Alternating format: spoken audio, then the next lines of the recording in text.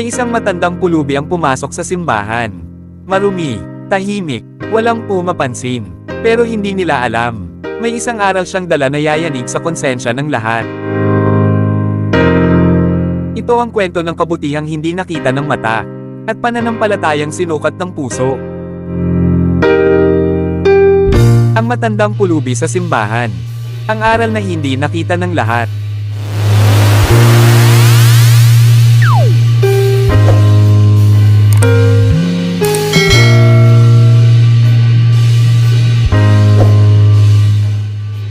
Maagang-maaga pa sa simbahan. Ang araw ay dahan-dahang sumisilip sa makukulay na bintana. May mga taong nagsisidatingan. Maayos ang damit, bitbit ang rosaryo, at tahimik na nagdarasal. Isang ordinaryong linggo, o iyon ang akala nila.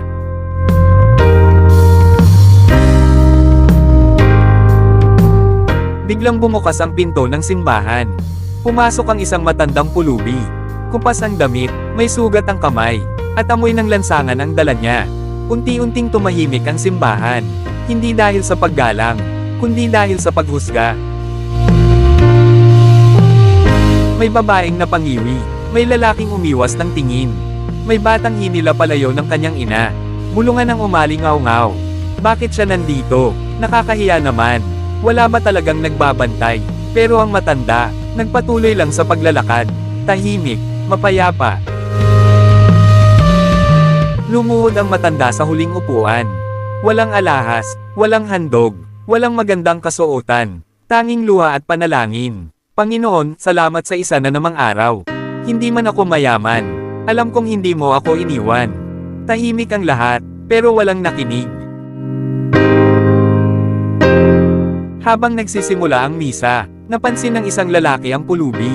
Lumapit siya, may inis sa boses. Hindi ka pwedeng manatili rito. Lumabas ka na lang. Ang matanda ay tumingin sa kanya. Hindi galit ang mata, kundi lungkot at pag-unawa. Mahinahon niyang sinabi, "Anak, dito ko lang nararamdaman na may tumatanggap pa sa akin."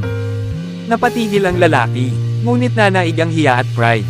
Tinulungan niya ang matanda palabas, habang ang iba, nanatiling tahimik.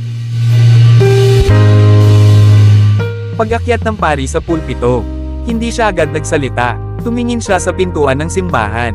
At dahan-dahang sinabi, "Mga kapatid, kanina, may isang taong pumasok dito upang manalangin. Ngunit siya ang ating pinalayas. Napayuko ang marami."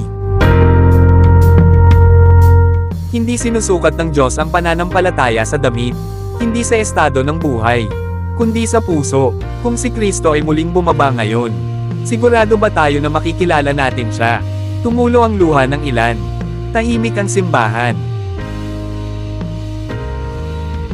May tumakbo palabas, hinabol ang matanda, ngunit wala na siya, tanging malamig na hangin, at mabigat na konsensya ang naiwan.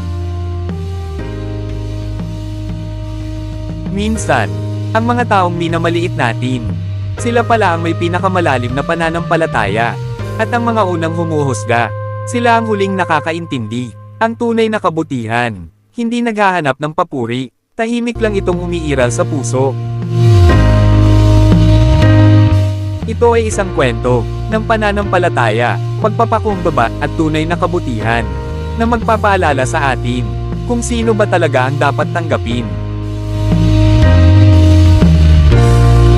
Kung ikaw ang nasa simbahan noon, tatanggapin mo ba ang matandang pulubi o iiwas ka rin? I-comment mo ang sagot mo. Basahin ko lahat ng komento ninyo.